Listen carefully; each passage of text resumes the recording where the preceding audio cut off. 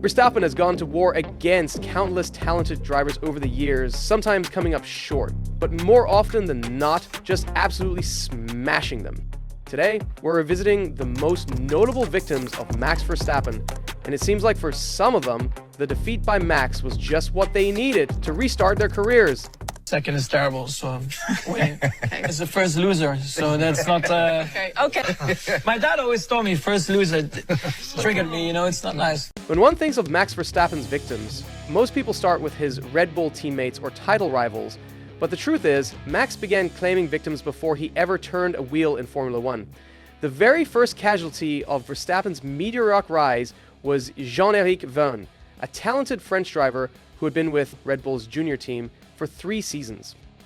In late 2014, Red Bull made this stunning announcement that Verstappen would debut in F1 for 2015.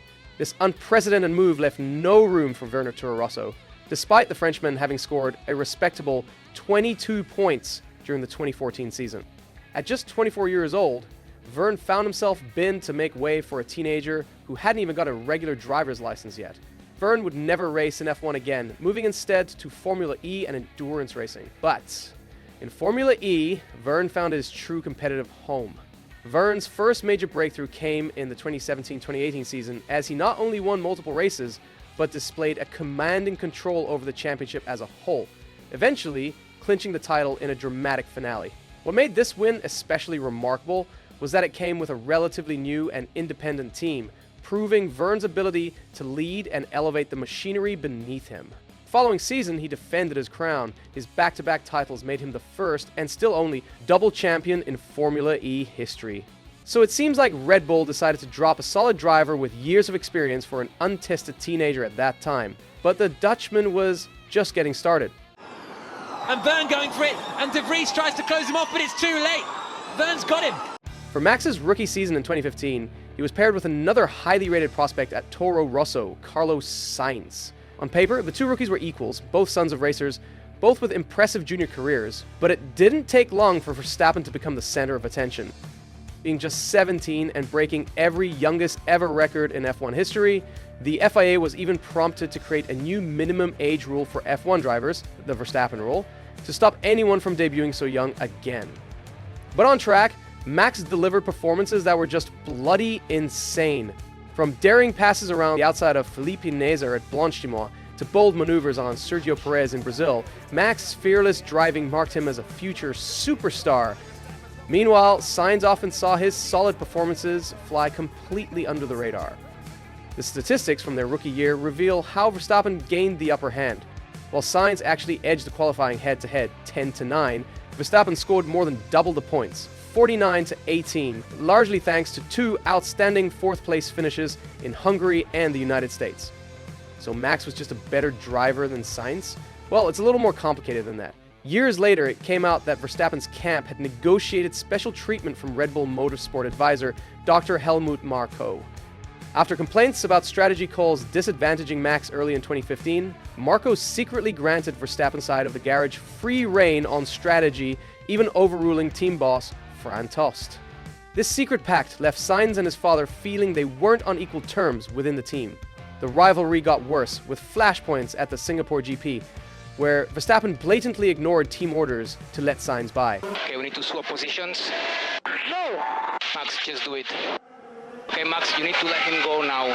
Swap, please. In early 2016, the atmosphere was described as toxic by team insiders, despite the two drivers maintaining professional respect on the surface. However, the situation peaked at the 2016 Russian GP in Sochi. Verstappen's engineers defied a pre-agreed qualifying plan to send Max out early, ruining Sainz's lap as he hit traffic. Toro Rosso team boss was furious at what he saw as insubordination, but within days, Verstappen was gone. Not fired, but promoted to the main Red Bull team. Obviously, Sainz saw his path to Red Bull effectively blocked by Verstappen's rapid ascent. He would grind out another year and a half at Toro Rosso before leaving the Red Bull family entirely, rebuilding his career through Renault and McLaren before finally landing at Ferrari and now at Williams. Carlos Sainz would ultimately recover from being in Verstappen's shadow, building a successful career elsewhere. But the Toro Rosso chapter set the template for what was to come. Verstappen's sheer talent combined with a bit of internal politics meant someone else would inevitably lose out. But Max was moving up the ladder, and nothing would stand in his way. You do the monkey. The next domino to fall was Daniil Kvyat, in one of the most dramatic mid-season team swaps F1 has ever seen. Kvyat, a young Russian driver, had earned a promotion from Toro Rosso to Red Bull in 2015 after Sebastian Vettel buggered off and even outscored his teammate Daniel Ricciardo that year. But in early 2016, Kvyat's fortune swung dramatically. At the 2016 Russian Grand Prix in Sochi, Kvyat infamously collided with Sebastian Vettel's Ferrari twice on the first lap, earning Vettel's radio meltdown in the sarcastic nickname Torpedo. You came like a torpedo. Well, it's racing. Yeah, racing, but you know, if I keep going the same line, you'll crash. Don't keep going. Yeah, but there was a car on the left also. It was a messy mistake on home soil, and it proved to be the final straw for Red Bull management. In a shocking move announced just days later, Red Bull demoted Kvyat back to Toro Rosso and promoted Max to the senior team. To just highlight how insane this was, Kvyat was just 22 and only 3 weeks prior had stood on the podium in China, finishing third. Kvyat received the news via an abrupt phone call from Helmut Marko while relaxing at home watching Game of Thrones. What an irony, given the Red Bull driver politics had become its own Game of Thrones by that point. But what happened next only cemented Kvyat's despair. At the 2016 Spanish Grand Prix, in his very first race in the Red Bull RB12, Max drove a flawless race to seize victory, becoming the youngest winner in F1 history at 18 years old. It was a fairy tale debut for Max and a PR masterclass for Red Bull. Verstappen capitalized on the first lap collision between the two Mercedes and then held off Ferrari's Raikkonen with insane composure to take the win. What about Kvyat in that race? Well, he could only manage a P10 finish, lapped by his former car. Max took Kvyat's place, then proceeded to claim his first victory, then took Kvyat's girl, then his kid, with Kvyat noting all those years later that the wounds from his Red Bull days never fully healed. Kvyat would remain in F1 for a while longer, back at Toro Rosso, but he never returned to Red Bull and was ultimately dropped from the program by late 2017, only to have a brief comeback later, but that didn't work out. Red Bull had effectively sacrificed Kvyat's career to accelerate Verstappen's, a decision that Helmut Marko later admitted was made easier by his belief in Max's extraordinary potential. Interestingly, there were rumors at that time that Kvyat had an option to go to Ferrari around the time of Max's arrival, a path he has not taken as he stayed loyal to Red Bull's program. Well, loyalty rarely pays the bills, especially in this sport.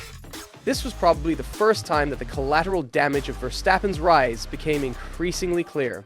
But driving alongside Verstappen was about to become a lot more difficult. It will be interesting to see who will be able to work better and harder in terms of to bring in the result. Max Verstappen wins! This is unacceptable, really. When Daniel Ricciardo, the cool Australian known for his big grin and late braking, teamed up with Verstappen at Red Bull, it was a partnership that started very friendly.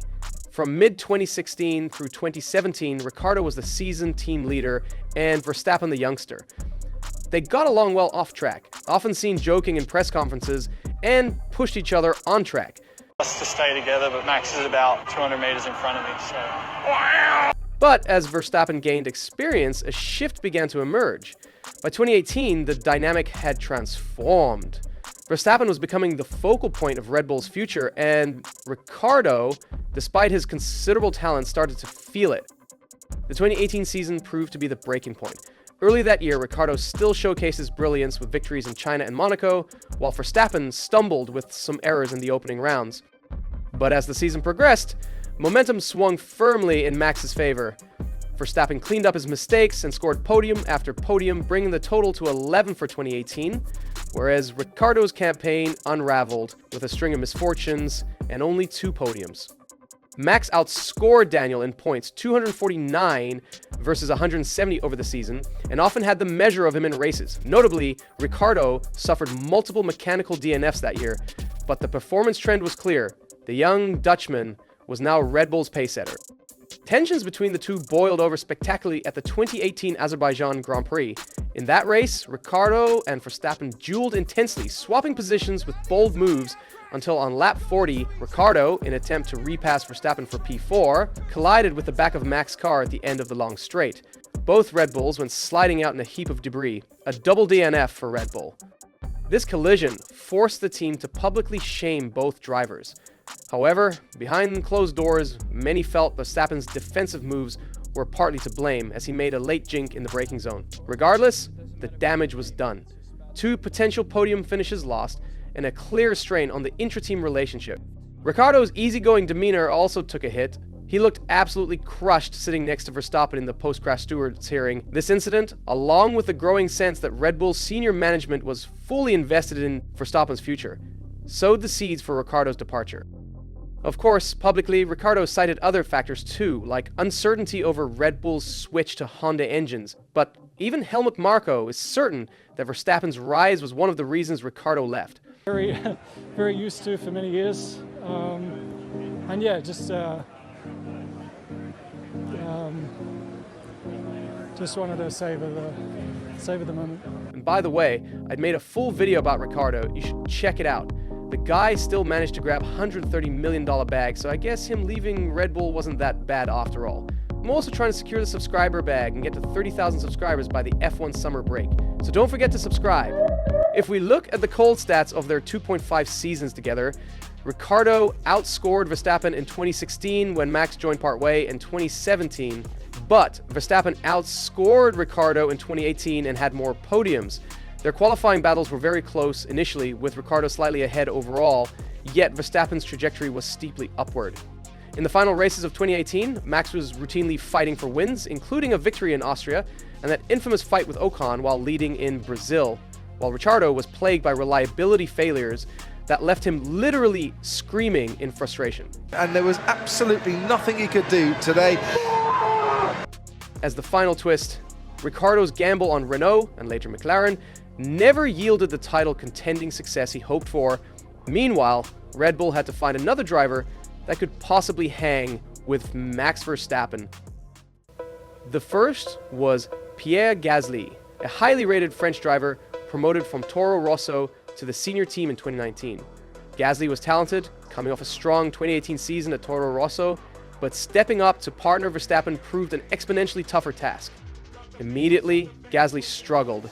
The performance gap between him and Max was stark and only grew with each race.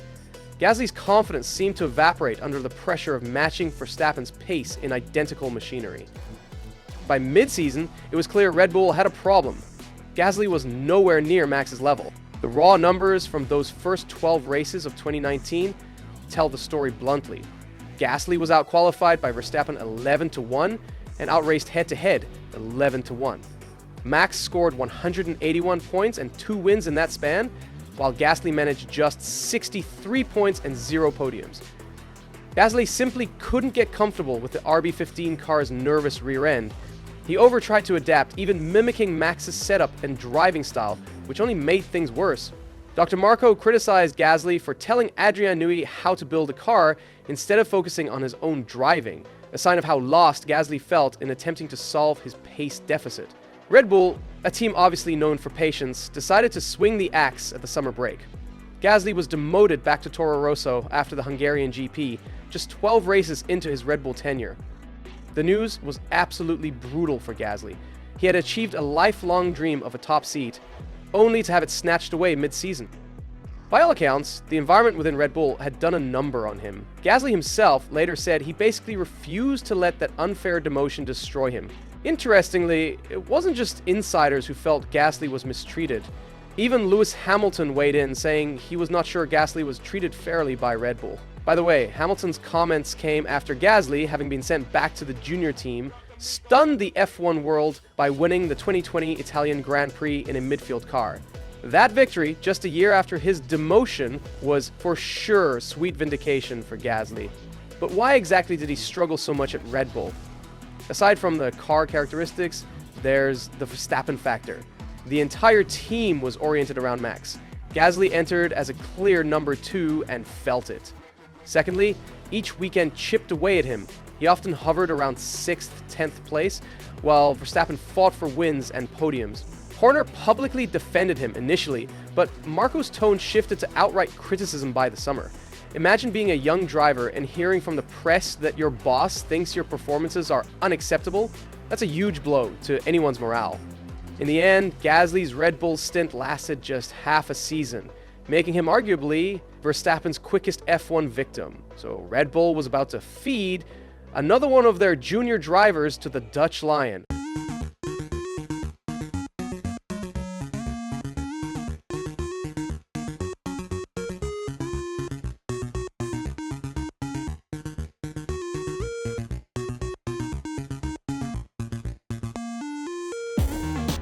Red Bull's mid-2019 driver swap didn't end the turmoil, it merely transferred the pressure onto the next man in line, Alexander Albon. Albon, a Thai British driver and rookie in 2019, had impressed at Toro Rosso in his first 12 races, ironically performing about as well as Gasly had the year before. When Gasly was demoted, Albon was promoted to partner Verstappen from the 2019 Belgian GP onward. It was an unexpected fast track for Albon, who just months earlier wasn't even sure he'd make it to F1, as Red Bull had dropped him from their junior program years prior, and he was only brought back late 2018. Albon handled the jump admirably at first, keeping his nose clean and scoring points consistently. Notably, in his maiden Red Bull drive at Spa, he recovered from a grid penalty to finish 5th with a series of strong overtakes. The team was encouraged. Indeed, Albon finished in the points in every race for the rest of 2019 except one in Brazil, where he was spun out of a podium by Hamilton. He matched Verstappen's race results more closely than Gasly had, although Verstappen had some DNFs in late 2019 and backed off once his third in the championship was secured. Still, Albon's initial run earned him a full season shot for 2020. Perhaps Red Bull thought they'd found the solution, a driver with a cooler temperament who could at least reliably bring home P4s and P5s while Max fought at the sharp end. But 2020 proved to be another story of a young driver crumbling under Verstappen's towering presence. As the new season went on, Albon's performance issues grew. The qualifying head-to-head in 2020 was a brutal 17-0 in Verstappen's favor. On average, Albon was often half a second or more behind Max on Saturdays. Albon did snag 2 podium finishes, showing he had skill on Sundays, but those highs were overshadowed by underwhelming afternoons where he was far behind Verstappen, and even got into some strange midfield battles that a Red Bull shouldn't be in. At which point on the formation lap in Hungary did you realise you had f***ed up? I realised I f***ed up when I hit the wall.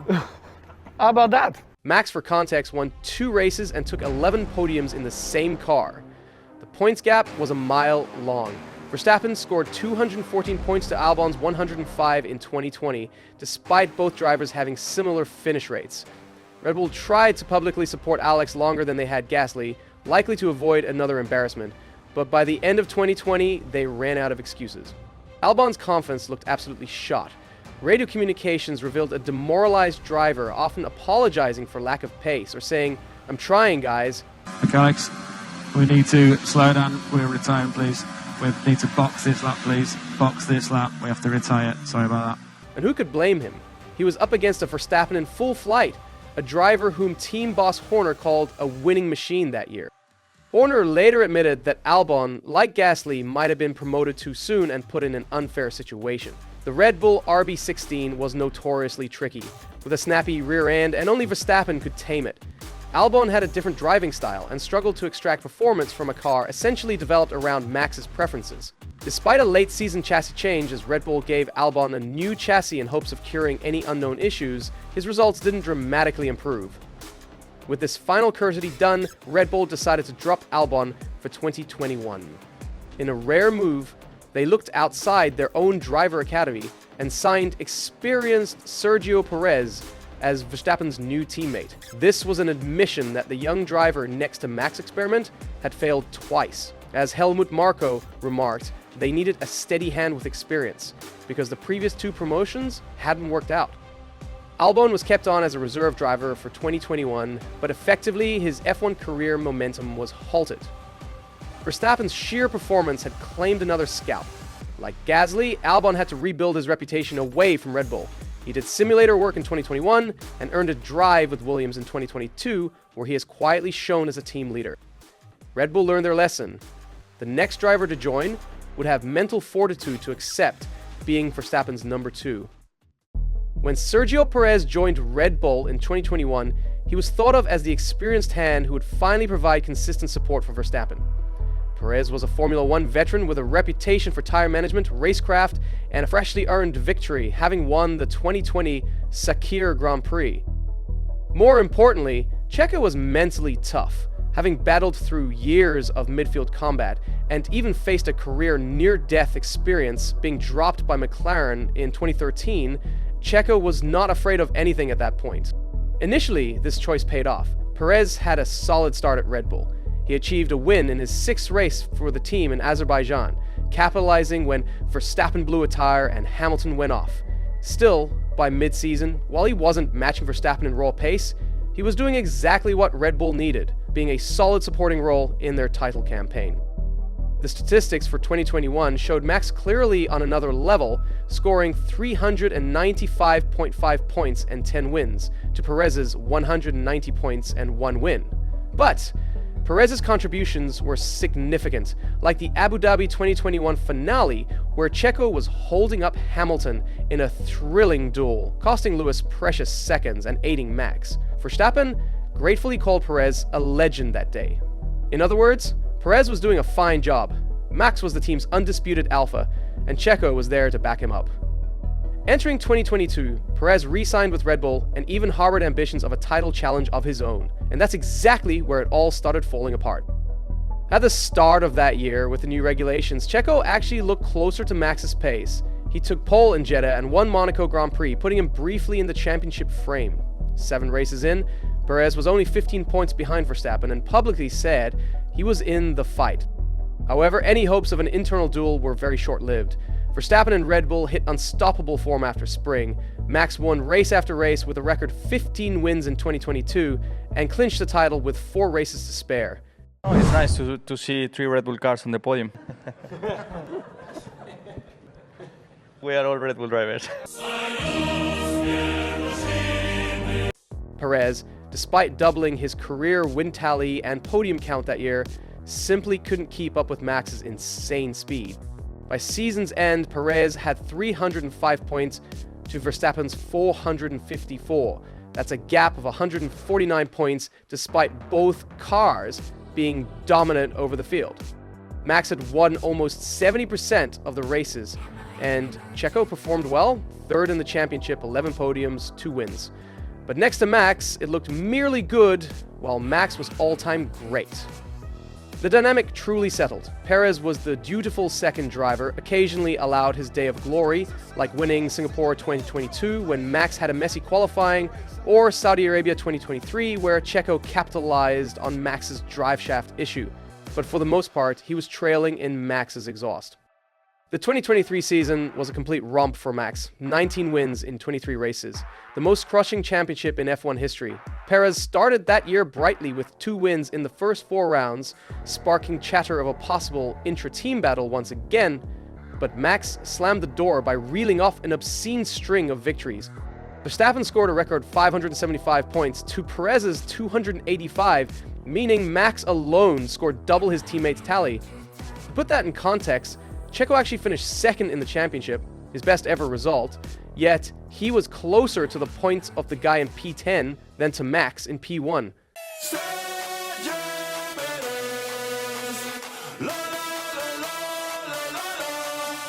By mid-2023, Perez's confidence was in proper shambles. He went through 5 consecutive races without even reaching Q3 qualifying, an almost unthinkable slump for a Red Bull driver. Horner bluntly called Perez's lack of consistency frustrating and unsustainable for the team.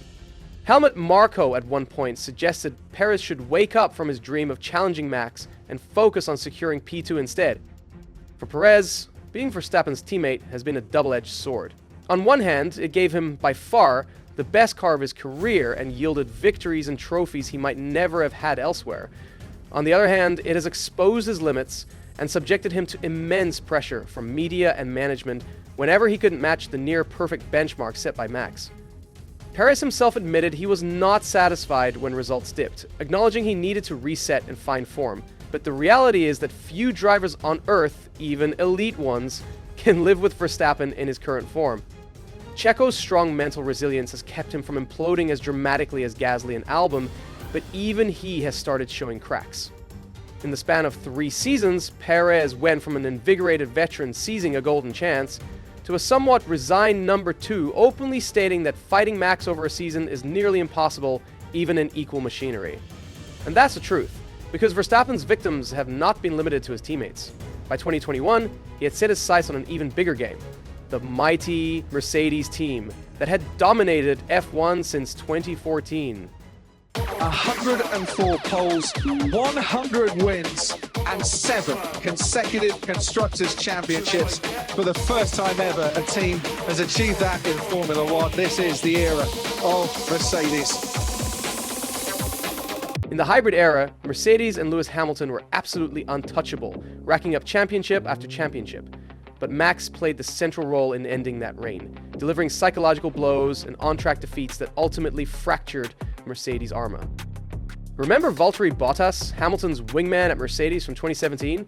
Bottas was a very quick driver with multiple wins, poles to his name. Yet Verstappen routinely made him look second-rate in wheel-to-wheel battles. Throughout 2020 and 2021, whenever Mercedes didn't have a clear performance advantage, it was Verstappen who often split the Silver Arrows or beat one of them outright. Bottas in particular frequently found himself on the receiving end of Max's racecraft. For example, in the 2021 French GP, Verstappen executed a bold 2-stop strategy and hunted down Bottas, passing him with absolute ease. Valtteri vented on radio about nobody listening to his tire advice, but that fell on deaf ears. Why the no one listen to me when I say it's going to be a 2-stopper? In races like Mexico 2021, Bottas was on pole, only for Max to swoop past both marks into turn 1 as if they were standing still. Bottas was then punted by McLaren and finished out of the points. A humiliating day, considering he started first. More broadly, Bottas saw his role reduced to that of a pawn in the Verstappen-Hamilton war. In some races, Mercedes would use Bottas as a strategic tool, like Sochi 2021, taking an engine penalty to start near Max and perhaps delay him, which obviously failed. Meanwhile, Red Bull maximized Perez in the opposite role, as evidenced by Abu Dhabi 2021, where Bottas was nowhere near to help Hamilton, while Perez actively delayed Lewis. It's telling that by the end of 2021, Mercedes decided to shake up their driver lineup, replacing Bottas with the younger George Russell. I would argue Bottas was a casualty of the Verstappen-Hamilton rivalry. Mercedes needed something more to combat Verstappen, as Bottas' contributions were not enough under the intense pressure. But then, there's Lewis Hamilton himself, the 7-time world champion and one of the greatest ever. Well, I get recorded the pole, right? No? Ah, damn it. Did I get a pole? So he gets the pole. I just don't get that. They need to give the tire to me. You can have the tire. I don't think know where they go. a few spare. Yeah. I knew that. Start his own tire factory. Verstappen's arrival to title contention in 2021 gave Hamilton the first true title dogfight he'd had in years. The result was one of the most intense, controversial seasons in F1 history. Hamilton and Verstappen went at it with multiple collisions, near misses, and psychological warfare on and off track. By the finale, they entered tied on points, a showdown for the ages. We all know the controversial endings, the late safety car, the one-lap shootout, Verstappen passing Hamilton on fresh tires in a deeply controversial restart. Hamilton, dignified in defeat on the day, was absolutely shell-shocked. He disappeared from public view for nearly 2 months afterwards, sparking speculation he might quit the sport. Mercedes themselves were reeling. Team boss Toto Wolff said Hamilton was shocked with the FIA after what happened, and Wolff admitted he too lost faith in the system briefly. While the controversy centered on FIA decisions, the net effect was that Max Verstappen had dethroned Lewis Hamilton, stopping him from winning a record 8th title, breaking the Brits' heart. For Mercedes as a whole, losing the driver's title in 2021 by a hair's breadth and in such drama marked the end of their dominance. They still barely clinched the Constructors' Championship that year, extending their streak to 8, but the spell was broken. In 2022, new technical regulations came and Mercedes completely faltered, producing a bouncing off-the-pace car. I would argue that the all-out effort Mercedes put into 2021's development to fend off Red Bull, as well as the mental fatigue from that fight, cost them a head start on 2022's rules. Toto Wolff even described the 2022 Mercedes as a diva and admitted errors in concept, a humbling experience after years of perfection. By 2023, Mercedes were still recovering, and Wolff went on record saying, "Records like Verstappen's 10 wins in a row were only for Wikipedia," but you could sense the frustration at how the tables had turned. In breaking Mercedes' stronghold, Verstappen didn't act alone, as Red Bull's engineering and strategy played big roles too, but he was the tip of the spear. The collateral damage was clear. Hamilton suffered arguably the toughest defeat of his career. Mercedes as an organization lost their aura of invincibility, and the long-standing Hamilton-Mercedes partnership showed its first real strains. Observers noted that Hamilton seemed less upbeat in early 2022, even as he eventually rallied as a team leader. When Mercedes finally won a race again in late 2022, with Russell in Brazil, Hamilton remarked how long the journey back had been, implicitly crediting how Verstappen and Red Bull had smashed their dominance. It's not that Hamilton or Mercedes fell apart. Lewis remained an elite driver and Mercedes a top team. But Verstappen completely altered the trajectory of F1's greatest dynasty. To this day, Mercedes is hunting its way back to the top, and Hamilton is chasing that 8th title. But Verstappen has changed the game, raising the bar that everyone, even the greatest, must now contend with. But you can be as mighty as you want, you still need a teammate in F1. And 2025 brought even more surprises. She said new teammate, and Liam. I'm excited to be working with him. Can Liam Lawson make him through? Liam Lawson's trajectory into, and bloody swiftly out of, the Red Bull senior team in 25 shows how challenging it is to emerge from Verstappen's shadow. The New Zealander was highly rated within Red Bull's junior ranks and grabbed attention with several stand-in drives. In late 2023, Lawson subbed for an injured Ricciardo and impressed by scoring points and keeping a cool head under pressure. He had a brief second stint with the junior team in late 2024, where again he delivered solid results, often close to Tsunoda's pace. Perhaps most crucially, Lawson shone in the post-season Abu Dhabi test. It basically the top that he could handle the RB20 and warranted a promotion. By the end of 2024, Red Bull announced Lawson as Verstappen's new teammate for 2025, following the early termination of Perez's contract. Marco and Horner praised Lawson's mental strength and resilience, explicitly citing those as the right assets to partner Max in that pressure cooker second seat. In other words, they felt the 23-year-old would cope with the psychological challenge that broke some of his predecessors. Once the 2025 season began, however, Lawson came face-to-face with the gulf between even a talented rookie and a prime Verstappen. From the first race, the performance gap was stark. In the 2025 Australian Grand Prix, Lawson struggled with the RB21's handling and qualified 18th. His debut race ended in disaster with a crash on Sunday. Immediately, Red Bull raised the question that Lawson might not be up to it. The pressure only intensified at the next round in China. Lawson had a nightmare qualifying, ending up 20th last on the grid, which made him the first Red Bull driver ever to qualify dead last in the team's 20-year history. Even though he managed to finish P12 in the race with a result flattered by several competitors' disqualifications, the writing was on the wall. Verstappen had out-qualified Lawson by huge margins and finished on the podium, while Lawson fell well down the order. One analysis revealed that in Melbourne, Verstappen was lapping on average 1.7 seconds faster than Lawson, an almost unheard of delta between teammates in modern F1. The unforgiving reality was that Red Bull's championship hopes could not tolerate such a disparity for long. Lawson's difficulties were not for lack of effort. If anything, he may have been trying too hard. It was noted that Liam began hustling the car too hard in the belief that's what's required, falling into a trap that had caught many of Verstappen's past teammates. Because Max appears to wring the neck of the car and still extract pace, a less experienced driver can be misled into overdriving. In Lawson's case, pushing the edgy RB21 beyond its narrow setup window often led to mistakes.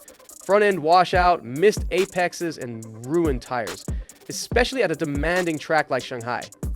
The car's difficult characteristics were something Verstappen had learned to master, but for Lawson, it was a trial by fire. Nonetheless, Red Bull's higher-ups were unwilling to give Lawson much time to find his feet. The team had just endured a year where a weak second car cost them the Constructors' Championship, and they were determined not to repeat that mistake. With Ferrari, McLaren, and others fielding strong driver pairings in 2025, Horner emphasized the need for strength and depth. The second driver must consistently score and support Max. By late March 2025, Red Bull announced that Liam Lawson was being demoted to the junior team and Yuki Tsunoda promoted to take over the Red Bull racing seat from the Japanese GP onward. Surprisingly, Verstappen took an unusual step of publicly signaling his disagreement. He made clear to team management that he felt Lawson deserved more time.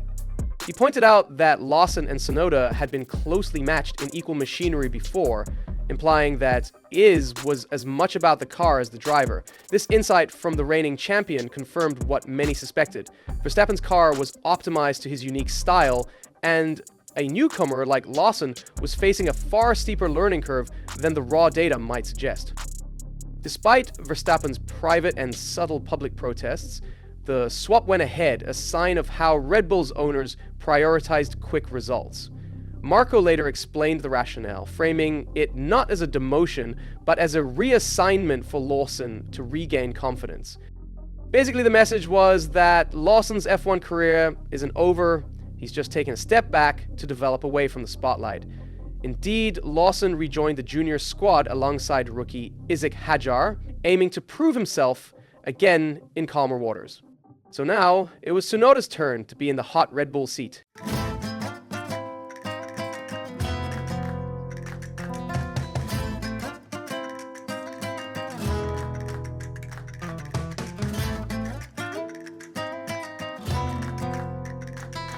He has just delivered arguably his best season to date, extracting strong performances from the midfield car. In fact, Tsunoda outscored both his teammates for that year, Daniil Ricciardo and Liam Lawson in 2024. He handily beat the highly experienced Ricciardo upon the Australian's mid-season comeback, to the point that Ricciardo was ultimately dropped from the junior team after failing to match Tsunoda. When rookie Liam Lawson was rotated into the second VCARB seat late in 2024, Tsunoda also outperformed him, underscoring that Yuki was the clear team leader at Faenza. These results put Tsunoda in the conversation for a promotion to Red Bull's senior team, especially as Sergio Perez's struggles led to Red Bull seeking a new partner for Verstappen in 2025. Despite his on-track merits, Tsunoda was robbed of that 2025 Red Bull racing seat. The team chose the younger Lawson for the promotion, a decision Tsunoda found absolutely bewildering and frustrating. But, in true Japanese fashion, he didn't make a fuss about it. So why did Red Bull pass over Tsunoda? Red Bull's advisor, Helmut Marko, suggested that Tsunoda was the victim of his earlier reputation for inconsistency. Marko recalled that for a long time, Yuki had the image of not performing consistently and making silly mistakes. One incident in particular stands out. At the 2022 British GP, Tsunoda collided with his then teammate Pierre Gasly, and debris from that class damaged Verstappen's car, costing Max a potential win. Adrian Newey was furious and thereafter regarded Tsunoda as a bit of a liability. However, over the winter after the 2024 season ended, Tsunoda worked extensively on his feedback, consistency, and leadership within the junior team. Crucially, he didn't hide that he still coveted the Red Bull seat, joking that if offered a red pill to join the top team even for a short stint, he'd take it without hesitation. Ironically, Tsunoda's perseverance paid off sooner than expected. The struggles of the very driver promoted over him prompted Red Bull to reconsider their choice just 2 races into 2025. When Lawson faltered, the team decided to take swift action, demoting Lawson and finally promoting Tsunoda to the senior Red Bull seat alongside Max. This mid-season swap vindicated Tsunoda's patience. Thus, while Verstappen's dominance initially kept Tsunoda stuck at the junior team, it also meant Red Bull could not afford a misfiring second car for long, giving Tsunoda the opening he had long awaited. The question remains, who, if anyone, could truly go toe-to-toe with Max Verstappen in identical machinery over a full season? The evidence so far suggests very few, if any. Perhaps a Lewis Hamilton in his prime, or a Fernando Alonso at his peak. Maybe Piastri or Norris could have been better, but they are currently putting up a good fight against Verstappen's hold on F1 and are pretty successful at it. Will Verstappen be able to catch up with them this season, or are we witnessing early signs of Red Bull decline? Let me know your thoughts in the comments, and don't forget to subscribe.